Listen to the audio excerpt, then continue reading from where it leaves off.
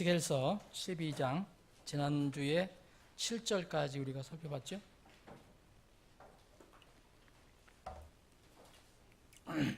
8절부터 제가 읽으면서 말씀드리겠습니다. 아침에 주의 말씀이 내게 임하니라.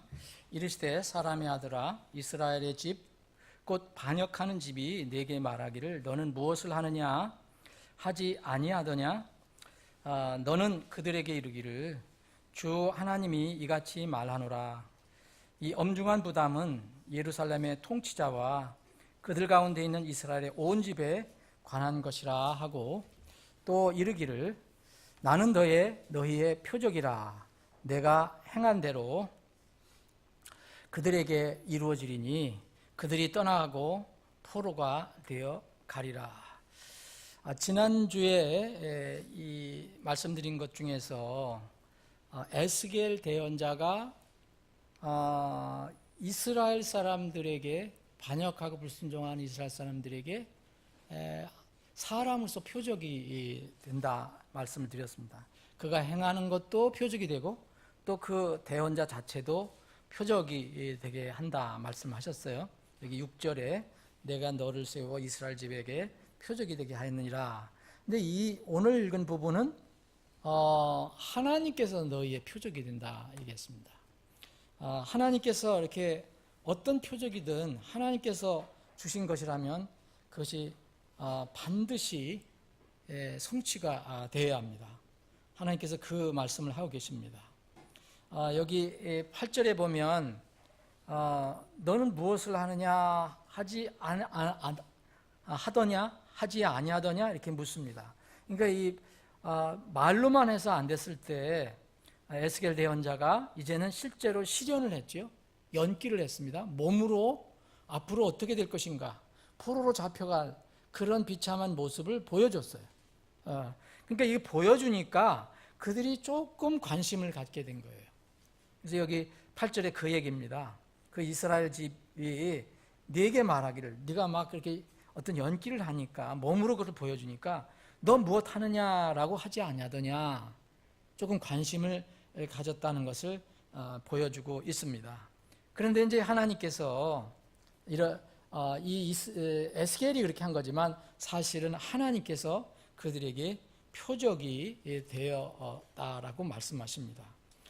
만약 표적이 이루어지지 않으면 그것은 거짓 표적입니다. 근데 하나님께서 주신 표적은 모두 이루어지게 되어 있고 또 이제까지 이루어진 것이고 또 앞으로도 이루어질 것입니다. 12절부터 또 제가 읽어보겠습니다. 그들 가운데 있는 통치자는 어두울 때에 자기 어깨에 물건을 쥐고 앞으로 나가며 그들은 성벽을 뚫고 물건을 거기로 가지고 나가리라. 그가 자기 얼굴을 가림으로써 자기 눈으로 땅을 보지 아니하리라 하라. 또 내가 내 그물을 그 위에 치고 그를 내 올무에 걸리게 하여 갈대아 사람들의 땅 바빌론으로 데려가리라. 그가 거기서 죽을지라도 그럼에도 그것을 보지 못하리라. 여기 내가라는 것은 다 하나님을 말씀하시는 거예요. 하나님께서 그물을 치시고 하나님께서 올무를 걸리게 하시겠다는 거예요. 또 내가 그의 주변에서 그를 돕는 모든 자와 그의 모든 부대를 모든 바람을 향하여 흩어낸다는 거죠. 또 그들을 따라가며 칼을 빼리라. 내가 그들을 민족들 가운데로 흩으며 나라들 가운데 흩어지게 할 때에 내가 주인 줄을 그들이 알리라. 그러나 내가 그들 가운데 몇 사람을 칼과 기근과 역병에서 벗어나게 하여 남겨두리니 이것은 그들이 이르게 될 이교도들 가운데서 그들이 자기들의 모든 가증한 일을 밝히 알리게 하려 함이라. 내가 주인 줄을 그들이 알리라. 하나님께서 심판하실 때요, 어떤 계획을 가지고 심판하실 때 실제로 그 심판을 받고 죽는 사람, 재앙을 받는 사람, 근데 그 순간에 하나님이신지 자기가 믿지 않던 하나님이신 것을 알게 된다고 했고요. 또 살아남아 있는 사람들, 하나님께서 살려준 사람들도 어떤 계기를 통해서 내가 주인 줄 알게 된다라고 주님께서 말씀하고 계십니다. 에스겔의 연기로 보여준 이 표적의 구체적인 내용이, 지금 우리가 읽은 부분은 앞에 12장 앞부분에서 우리가 살펴본 지난 이제 살펴본 그 부분을 구체적인 내용이 기록이 되어 있는 것입니다. 지금 바빌론의 포로로 끌려간 그런 사람들은 마음에 깊은 지울 수 없는 상처를 가지고 있었습니다. 왜냐하면 자기들이 그걸 체험을 했었기 때문에 자신들이 바빌론의 느부갓네살 왕의 군사들에 의해서 그 처참하게 포로가 돼서 끌려올 때의 그 모습을 지금 에스겔은 다시 실현을 하고 있는 거예요. 그러니까 그 상처가 다시 일어나지 않았겠어요? 트라우마가 분명히 그 아픔이 살아났을 것입니다. 예루살렘의 여기 주님께서 말씀할 때 보면 특별히 그때 당시 예루살렘의 이스라엘의 통치자였던 시드기야 왕에 대해서 또 구체적으로 이야기합니다. 여기 자기 눈으로 땅을 보지 못하리라. 그가 자기 얼굴을 가린다. 이것은 이제 시드기야를 비유해서 얘기하는 건데요. 시드기야는 마지막 왕 어떻게 됐습니까? 느부갓네살에 의해서 포로로 잡혀갈 때 자신의 눈앞에서 자신의 아들들이 살해됩니다. 느부갓네살 왕에 의해서. 그리고 그 시드기야 왕은 두 눈이 뽑혀요. 그래서 맹인이 돼요. 보지를 못합니다. 실명이 된 채 포로로 잡혀갑니다. 여러분 열왕기하 25장과 예레미야 39장, 52장 읽어보면 자세히 기록이 되어 있어요. 시드기야 왕은 가장 불행한 왕 중에 하나예요. 마지막 왕이에요. 그래서 이게 12절은 바로 그겁니다. 그가 자기 얼굴을 가림으로 자기 눈으로 땅을 보지 아니하리라. 가린다는 게 뭡니까? 안 보인다는 거예요. 눈을 이게 자기 손으로 가려서 그렇다는 게 아니에요. 눈이 뽑혀져 나갑니다. 그리고 이 13절에도 똑같은 말을 반복합니다. 내가 그를 갈대아 사람들이 바빌론으로 데려가리라. 그가 거기서 죽을지라도 그럼에도 그것을 보지 못하리라. 시드기야는 이 바빌론에 포로로 끌려가잖아요. 왕으로서. 근데 거기서 죽는데 그래서 이 두 눈이 뽑힌 채로 죽습니다. 이것을 주님께서 이렇게 예언을 해 주신 것입니다. 여기 또 이 13절에 보면 내가 내 그물을 친다. 또 내 올무에 걸리게 하겠다. 그래서 갈대아 사람들의 땅 바벨론으로 데려가겠다. 누가 그렇게 하시겠다는 얘기입니까? 물론 하나님께서 그렇게 하시겠다는 건데 내 그물이라면 하나님 그물인데 하나님께서는 하나님의 그물, 올무를 누구로 사용하셨냐? 이스라엘 공격하는 느부갓네살 군대를 그렇게 사용하신 겁니다. 느부갓네살 군대를 하나님의 그물로 사용하시고 하나님의 올무로 사용하셨어요. 이스라엘 백성들이 끝까지 불순종하고 반역하니까 가장 절박할 때 이 시드기야 왕은 끝내 대언자의 말을 안 들었거든요. 끝내 대언자의 말 듣지 않았는데 정말 느부갓네살 왕이 이제 와서 공격하고 풍정등화 같은 상황이 됐는데 그때 가장 절박할 때 시드기야 왕을 지키던 군사들이 그를 위험에서 구할 수 없었어요. 그래서 그는 포로 잡히고 두 눈이 뽑힙니다. 하나님께서 느부갓네살 이 군대를 시드기야와 이스라엘의 그 반역을 다스릴 도구로 삼으신 겁니다. 하나님께서는 필요하시면 무엇이든지 사용하실 수 있는 분이에요. 근데 여러분들 성경을 읽어보시면 자주 발견하는 것이 우리가 얘기하는 하나님께서 갑자기 기적적으로 뭐 이렇게 하시는 경우는 드물어요, 여러분. 그런 게 있기는 있지만, 근데 전부 사람을 이용하신다는 거예요. 사람을. 근데 세상에서는 어떤 사람이 하나님의 도구로 쓰임 받는데 악한 도구로 써요. 이렇게. 근데 하나님께서는 또 신약에서 보면 하나님께서 우리를 사용하시길 엄청나게 고대하고 계세요. 그때는 우리는 정말 하나님의 거룩한 도구로 쓰임 받는 겁니다. 어떻게 쓰임받냐? 한평생 살면서 그게 사실 우리에게 주어진 어떤 한 인생의 목표입니다. 주님께서 필요하신 무엇이든지 자신의 도구로 사용할 수 있어요.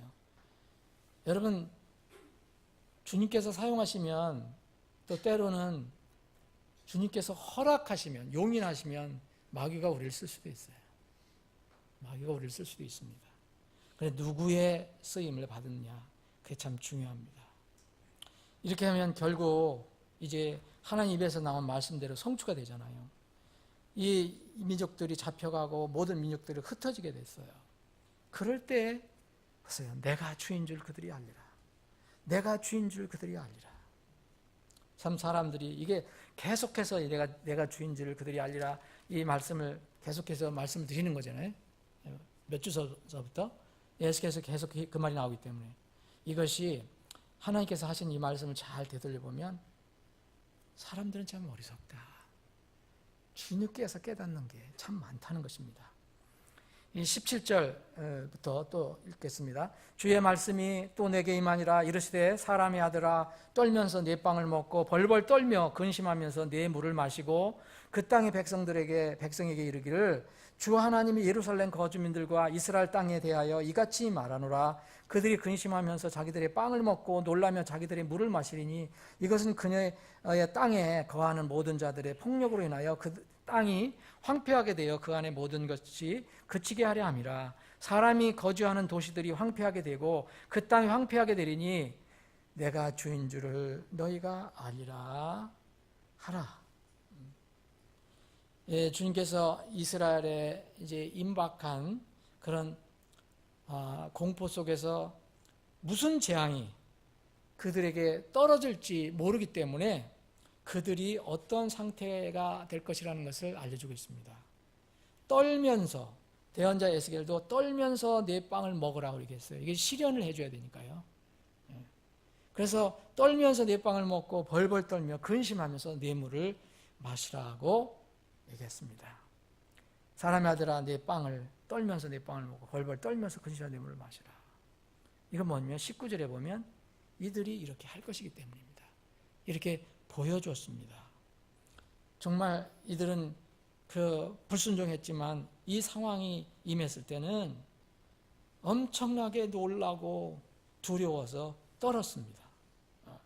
그리고 그 땅이 황폐하게 될 것이라고 주님 말씀하십니다.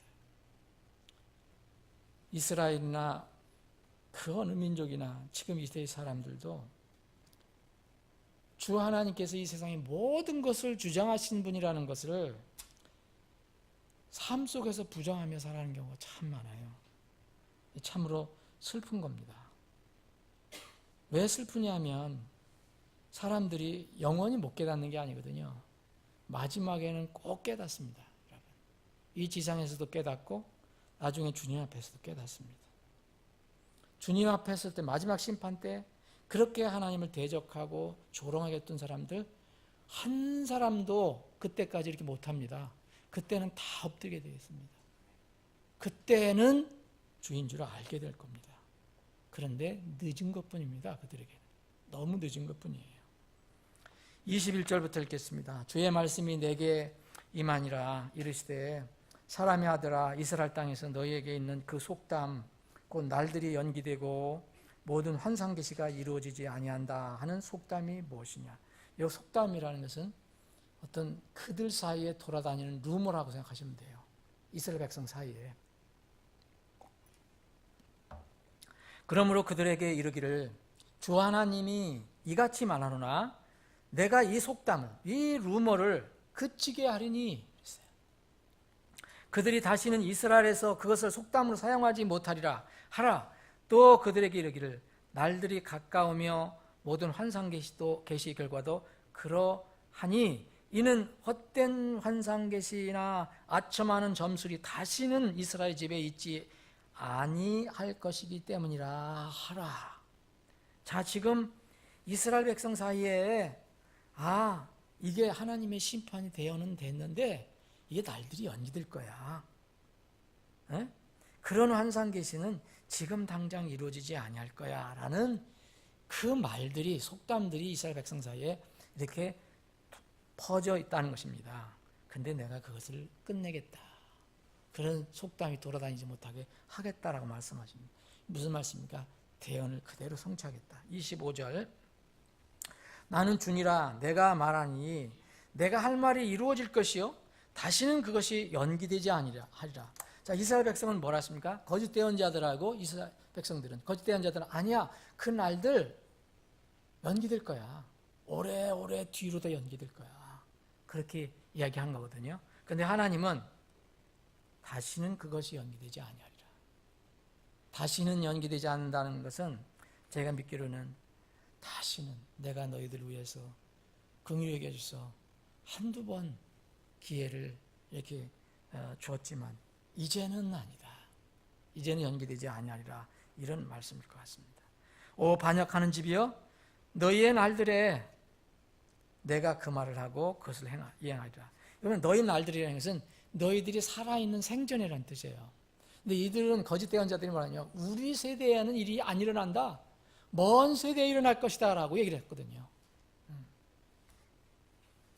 예루살렘의 백성들 사이에 그래서 이런 헛된 소문, 헛된 대언자들이 알려준 환상계시, 대언자들이 뭐냐면 환상계시를 봤는데 이러하더라, 다 하나님으로부터 온 것이 아닌 헛된 환상계시, 그리고 아첨하는 점술이었습니다. 여기 이 말씀을 잘 한번 생각해 보세요. 24절 보면 헛된 환상계시나 아첨하는 점술입니다. 환상계시는 무엇을 봤다 해서 얘기하는 거거든요. 하나님께서 주신 환상을 봤다. 아첨하는 점술이라는 걸 뭘 얘기합니까? 점술은 지금 시대 말하면 점을 치는 거예요. 점을 치는데 어떤 점이냐? 아첨하려고 치는 거예요. 누구에게 아첨하려고 치는 겁니까? 요새 점은 그 돈을 받고 점 쳐주잖아요. 근데 이거는 뭐냐면 아첨하려고 점수를 치는 거예요. 그 대언자들이 백성들에게 아첨하려고, 많은 백성들의 마음을 살려고 그들에게 아첨하는 점수를 하는 것입니다. 무슨 얘기냐 하면은 점수를 그들의 입맛대로 백성이 원하는 방향으로 쳐준다는 거죠. 이게 아첨하는 점술입니다. 여러분, 이 아첨하는 점술과 엄미한 하나님 말씀은 대비되는 거예요. 하나님의 말씀은 사람의 기분을 좋게 하려고 우리에게 계시된 게 아닙니다. 사람의 기분에게 맞춰서 아첨하려고 하는 것이 아닙니다. 아첨이라면 사람의 기분과 생각을 맞춰주는 거 아닙니까? 근데 하나님의 계획과 뜻은 사람의 기분을 맞춰주려고 하는 게 아니라 하나님의 거룩한 뜻과 계획을 이행하시려고, 실천하시려고 주신 말씀입니다. 욥은 이 사람을 외모로 취하는 것과 또 아첨하는 호칭을 붙여주는 것이 얼마나 위험한 것을 알았어요. 욥기 32장 20절 22절에 보면 욥이 아첨하는 것에 대한 위험을 얘기합니다. 제가 한번 읽어보겠습니다. 욥기 32장에 보면 32장 20절 20절 내가 말을 하여야 시원할 터인지 내 입술을 열어 응답하리라. 청하건대 내가 사람을 외모로 취하지 말게 하며 사람에게 아첨하는 호칭을 붙이지 말게 할지니 나는 아첨하는 호칭 붙이는 것을 알지 못하느니라. 그리하면 나를 만드시니가 나를 속히 데려가시려다. 욥도 대언자였습니다, 여러분. 일종의 대언자였어요. 이 욥이 만약 하나님께서 말씀하신 것을 말하지 않으면 아첨하는 말이 돼요. 그래서 이런 말을 하면 하나님께서 자기를 데려가실 것이라는 그런 생각을 가지고 있었습니다. 이 시편 기자 다윗도 아첨하는 말 하는 입술과 두 마음을 품은 겉과 속이 다른 사람을 하나님께서 이렇게 통제해 주시도록, 다스려 주시도록 기도했습니다. 이 거짓말하는 또 잠언 26장 28절에 보면 거짓말하는 혀는 그 혀로 인해 고난받는 자들을 미워하고 아첨하는 입은 패망을 이루느니라. 여러분, 그리스도인에게는 아첨이라는 말, 영어로 플래터링이라는 건데 이 말은요 전혀 해당되지 않는 말이에요. 상대방이 무슨 기분이 나쁘든 어떤 간에 정말 아첨은 우리하고 상관없습니다. 정말 그리스도에게는 부정적인 말입니다. 데살로니가전서 2장 5절에 너희가 아는 바와 같이 우리가 어떤 때에도 아첨하는 말이나 탐욕의 말을 쓰지 아니한 것을 하나님께서 증언하시느니라.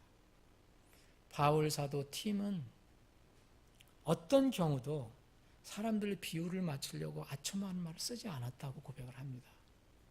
근데 그때 당시에 거짓 대언자들, 거짓 교사들, 말씀을 이렇게 주물럭을 했던 사람들, 이런 사람들은 사람들의 귀를 가려운 길을 긁어주려고 이런 아첨한 말을 많이 했습니다. 심지어는 성경까지도 손을 댔어요. 아첨하는 말, 아첨하는 점술, 아첨하는 세상 모든 것들로부터 우리가 안전하게 이렇게 복을 받으려면은 잠언 말씀에 의하면 하나님의 말씀에서 나오는 지혜밖에 없다라고 얘기합니다. 하나님 말씀에서 나온 지혜. 잠언 2장 10절, 16절, 6장 24절, 7장 4절, 5절에 보면 하나님 말씀에서 나온 지혜가 우리를 아첨의 위험에서 이제 건져낸다고 말씀하십니다.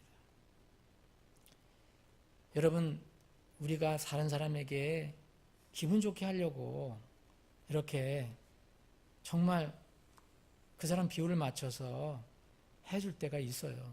근데 그게 말씀을 떠나서는 안 돼요. 말씀을 어겨가서까지 할 필요는 없습니다. 만약 그렇게 되면 그 사람에게 잘해주는 게 아니에요. 잠언 29장 5절에 보면 자기 이웃에게 아첨하는 자는 자기 발에 그물을 치는 것이니라 했어요. 아첨하는 자는 정말 참 주의해야 됩니다. 잠언 28장 23절은 그래서 차라리 꾸짖는 것이 낫다 그랬어요. 아첨하는 겁니다. 여러분, 왜 아첨하는 거 이게 나쁜 거냐면요, 이제 우리가 곧 보게 될지도 모릅니다. 역사적이나 예언적으로 아첨하는 사람이 등장하게 됩니다. 이 사람 주의해야 돼요.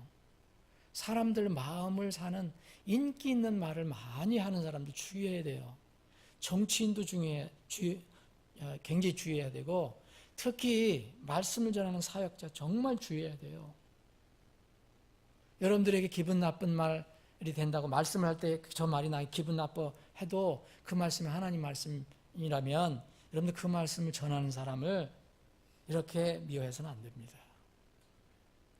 앞으로 아첨하는 말로 세상을 속이고 선동하는 아주 출중한 인물이 나타날 거예요. 그 인물이 누군지 아시죠? 적그리스도입니다. 적그리스도는 여러분들 다니엘서를 보세요. 속이는 자라 했잖아요. 사람들을 아첨하는 말로. 다니엘서 한번 보겠습니다. 다니엘서.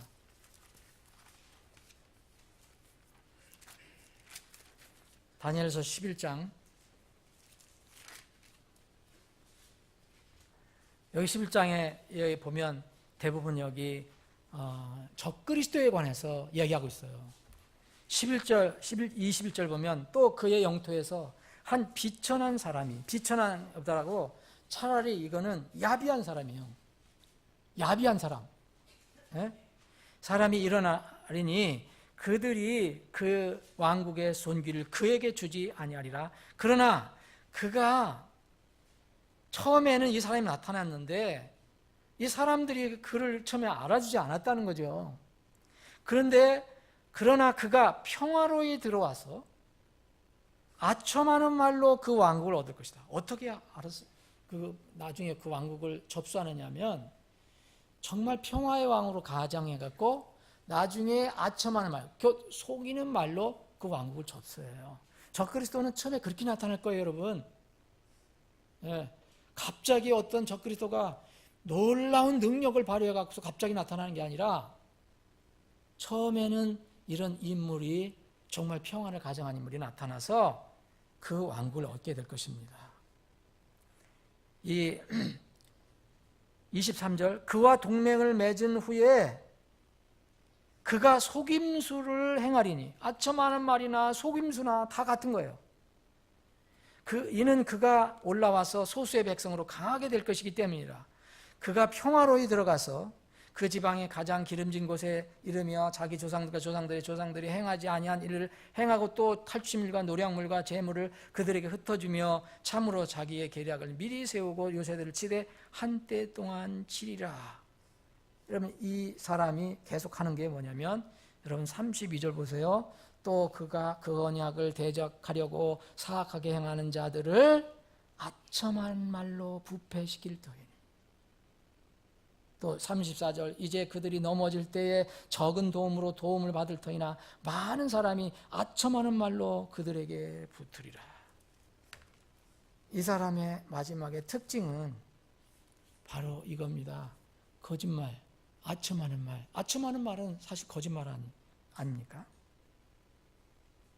이 사람이 마지막에 나타나서 세상을 그렇게 할 것입니다. 이 이스라엘 이 백성들은, 이 지도자들은 바로 헛된 환상 계시와 아첨하는 말로 백성을 속였어요. 그래서 결국은 패망에 이르게 되었습니다. 그런데 하나님께서는 말씀하십니다. 절대 연기되지 않을 것이다. 그대로 이루어질 것이다 라고 말합니다. 26절 주의 말씀이 다시 내게 임하니라. 이르시되 사람의 아들아 보라, 이스라엘 집에 속한 자들이 말하기를 그가 보는 환상 계시는 다가올 날들에 대한 것이라. 그가 멀리 있을 때에 대하여 대언한다 하느니라. 그러므로 그들에게 이르기를 주 하나님이 이같이 말하노라. 내 말들 중에 하나도 다시는 연기되지 아니하며 내가 이런 말이 이루어지리라. 주 하나님이 말하노라 하라. 다시 한번 반복해서 말씀합니다. 백성들 중에 어떤 사람들은 대언자의 계시가 당장 이루어지지 않을 것이라고 했어요. 어떤 사람 부정한 사람이 있고 어떤 사람 대언자 계시 그거 당장 이루어지지 않을 거야. 오랜 시간 뒤에 일어날 것이라고 이렇게 말합니다. 이건 뭡니까? 다가올 그런 어떤 멸망에 대한 그런 공포감을 스스로 자기에게 뭘 걸어갖고 그것을 잊어버리려고 하는 것입니다. 여기 27절에 보면 이스라엘 집에 속한 자들이 말하기를 그가 보는 환상 계시는 다가올 날들에 있을 것이다 대한 것이라 했어요. 근데 여러분 5판은 어떻게 되는지 모르겠는데 제가 오늘 3판 씁니다. 3판은 이게 되어 있습니다. 이게 정확한 번역이 이겁니다. 그가 보는 환상 계시는 다가올 많은 날들 후에 있을 일에로 고쳐야 됩니다. 그래 이 말이 맞아요. 그냥 단순히 다가올 일들에 관한 게 아니라 그거 오기는 올 건데 많은 일들 후에 다가올 많은 날들 후에 있을 것이야 라고 얘기한 겁니다. 속이는 것도 다양합니다. 처음에는 안 올 거라고 얘기하다가 어떤 거짓 대언자들은 아니야 온대? 그러면 많은 날들이 지난 후에 올 거야. 그럼 너희들이 살아있을 때는 상관없어. 그래서 아까 여기에 보면 너희 날들이 25절에 보면 너희 날들에 내가 그 말을 하고 그것을 행하리라. 하나님 말씀은 너희들 살아있을 때 내가 행할 거야. 이 사람들은 지독한 낙관주의에 빠져 있어요. 지독한 낙관주의. 지독한 낙관주의가 뭡니까? 헛된 평안을 가져오려고 그 하는 태도를 얘기하죠. 여러분 사실은 어떤 일을 당할 때 소망을 잃지 않는 것 그거 좋죠. 낙관주의가 비관주의보다는 그럴 때는 낫습니다. 그런데 하나님 말씀이 비관적이면 여러분 어떻게 돼야 됩니까? 그건 그대로 받아야 됩니다. 하나님 말씀이 소망적이면 그대로 소망적인 걸 받아야 돼요. 그런데 그것이 비관적이라고 내가 그것을 낙관으로 바꾸면 안 돼요. 하나님 계획은 그렇게 해서 움직여지는 게 아니잖아요. 하나님의 비관적인 대원, 우리가 볼 때는 비관적인 거죠. 거기에는 사람이 가감하거나 이리저리 평가, 분석하고 쪼개고 할 필요가 없어요. 그대로 받아들여야 합니다. 물론 그러한 비관적인 어떤 예언이 나왔다면 우리는 우리의 소원을 주님께 기도할 수 있습니다. 당연히 기도할 수 있습니다. 그러나 우리의 기도는 항상 주님의 기도의 본을 따라야 합니다. 아버지야, 만일 아버지의 뜻이거든 이 잔을 내게서 옮기시옵소서. 그러나 내 뜻이 아니었고 오직 아버지의 뜻이 이루어지기를 원하나이다. 이게 우리의 태도가 되어야 됩니다. 만약 우리가 기도하면서 아버지의 뜻을 이루어달라고 이 소망을 들어주세요, 이 소원을 들어달라고 근데 아버지의 뜻이 아니라는 것이 느껴졌다면 아버지의 뜻이 이루어지기를 원한다라고 하는 것이 우리의 태도가 되어야 합니다. 내가 생각과 다르고 내가 원하지 않는 것이라도 또 내가 손해가 되는 것이라도 그것이 주님 말씀이라면 그대로 따르는 것이 정말 진정한 낙관주의예요. 헛된 낙관주의에 빠져서는 안 됩니다.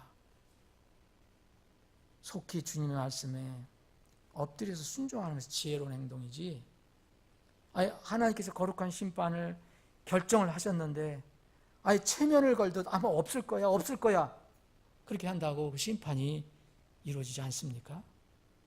포수를 피하려고 도망가는 꿩하고 위험할 때 머리를 모래밭에 처박는다는 타조하고 다를 게 뭐가 있겠어요?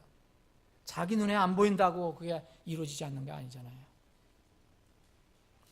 당시 이스라엘 백성들은 정말 하나님께서 대언자들 통해 주신 말씀 이런저런 이유로 믿지 않았습니다.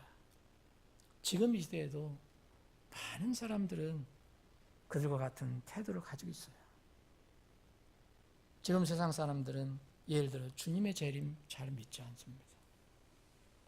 하나님을 믿는다는 기독교인들 중에서도 많은 사람이 이런저런 이유로 성경의 가장 중요한 예언 중에 하나는 예수님의 재림을 믿지 않습니다. 여러분들 주님의 재림 믿으십니까? 교리적으로 안 믿는 사람들도 있어요. 여러분 그리스도인이라면서. 근데 교리는 또 믿는데 실제 삶에서 믿지 않는 기독교인들은 많고요. 여러분 지금 정말 교인들에게 진정한 거듭난 그리스도인들 말고 우리는 잘 모르지만 누군지 교회 다니는 사람들한테 붙잡고 물어보면 예수님이 언제 오실지 모릅니다. 준비해야 합니다. 그러면 어떤 반응이 나올까요, 여러분? 예수님 재림 정말 믿으십니까? 물으면 베드로후서에 3장에 나와 있는 것처럼 조롱하는 사람이 있을 겁니다. 분명히 있을 것입니다. 그리고 또 어떤 사람 아주 고상한 사람은 이런 사람이 재림은 문자적으로 해석하면 안 됩니다. 라고 얘기한 사람이 있습니다. 우리 교회도 그런 잘못들 들어올 뻔했습니다. 소위 차원 높은 믿음, 고상한 믿음, 고품격의 신앙생활을 하는 사람들이 있어요. 예수님이 재림한다는 게 무슨 구름 타고 오시느냐, 그거 이 세상에 믿을 수 있니? 지금 21세기에 믿을 수 있느냐? 문자적으로 해석하는 사람을 조롱하는 사람들이 있습니다. 성경에 또 전혀 가르침에 무지해서 그 질문이 도대체 무엇을 의미하는지도 몰라요. 나팔 소리 나면 우리가 공중에 들린 바는다 무슨 말 하는지도 모르는 거예요. 사랑하는 여러분, 다음 세상에 새하늘과 새 땅의 시대를 준비하는 일들을 막는 일들이 참 많아요. 지금 분명히 노아의 날들과 롯의 날들과 같습니다. 노아의 날들은 하나님의 말씀에 대한 불신과 무신이었어요. 그렇죠? 노아가 얘기하는 것을, 대하는 것을 전혀 무시했어요. 롯의 날들의 특징은요,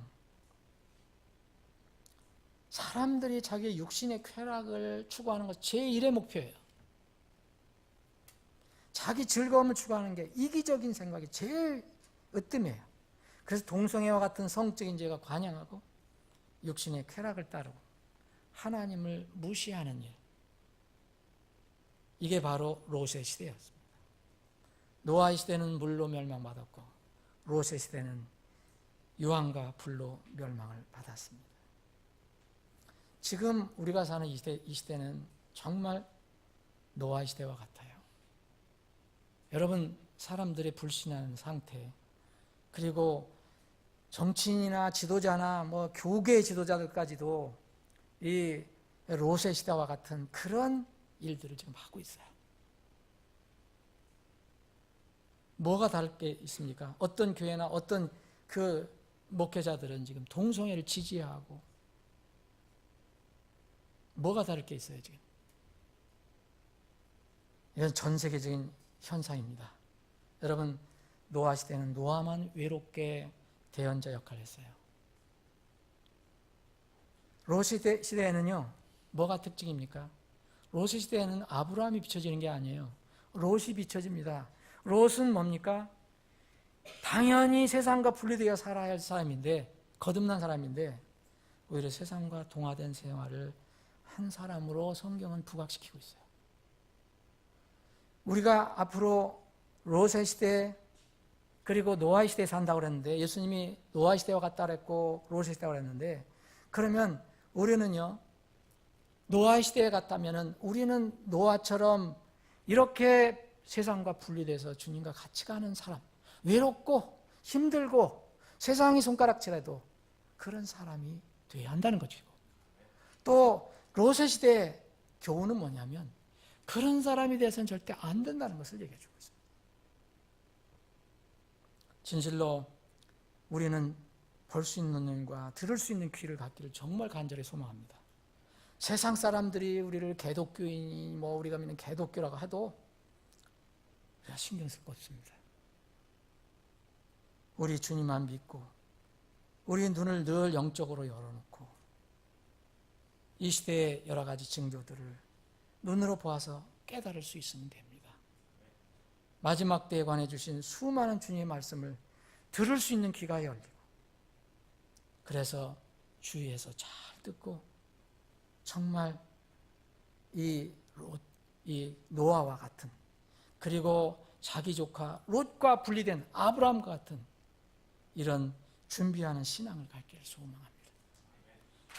여러분 가지고 나오신 기도 제목을 주님께 아뢰시기 바랍니다. 제가 기도하겠습니다. 아버지 하나님, 오늘도 저희들에게 믿음을 주셔서 하나님 앞에 모여 기도하고 찬양하고 말씀을 나눌 수 있는 기회를 주시면 감사합니다.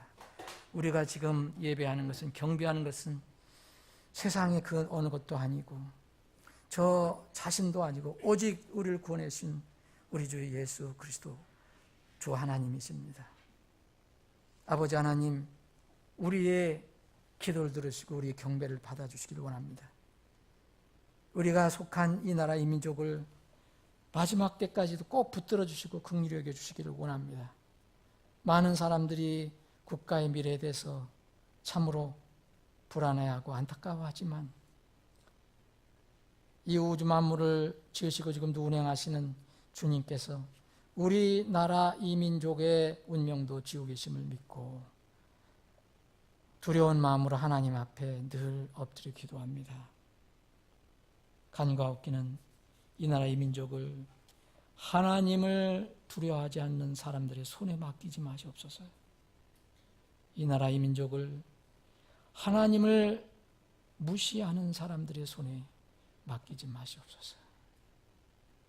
이 나라 이 민족을 하나님을 두려워하고 적은 죄에도 떠는 정말 거룩하고 경건한 사람들의 손에 맡겨주셔서 남북한이 속히 통일되고 남북한이 하나님을 두려워하는 그런 시스템으로 바뀌어져서 우리 이 나라의 민족이 마지막 때에 그리스도의 왕국에 참으로 그 밑바탕이 되는 그리스도의 왕국이 세워지는데 조금이라도 쓰임받는 나라와 민족이 되게 주옵소서. 북한 동포들을 긍휼히 여겨 주시옵시고 지금도 먹을 것이 없어서 고통받는 그리고 갖은 고난과 핍박을 당하고 짐승만도 못한 생활을 하는 수용소에 갇혀있는 기독교인들을 긍휼히 여겨 주셔서 속히 저들에게 자유와 해방을 허락해 주시기를 간절히 원합니다. 아버지 하나님, 이 시간에 우리 사랑하는 지체들이 기도할 때 그 기도를 들어주옵소서. 특별히 육신이 연약한 그런 지체들이 있습니다. 가족들이 있습니다. 육신이 연약한 부위에 주님께서 권능의 치료의 손을 얹어주셔서 그 부분을 치료해 주셔서 회복시켜 주셔서 정상화시켜 주셔서 주님 오실 때까지 이 땅에서 남은 생을 정말 건강한 몸으로 좋은 체력으로 주님을 섬길 수 있게 해주시옵소서. 우리의 기도를 들어줄 줄 믿고 감사드리며 거룩하신 예수님의 이름으로 기도합나이다. 아멘.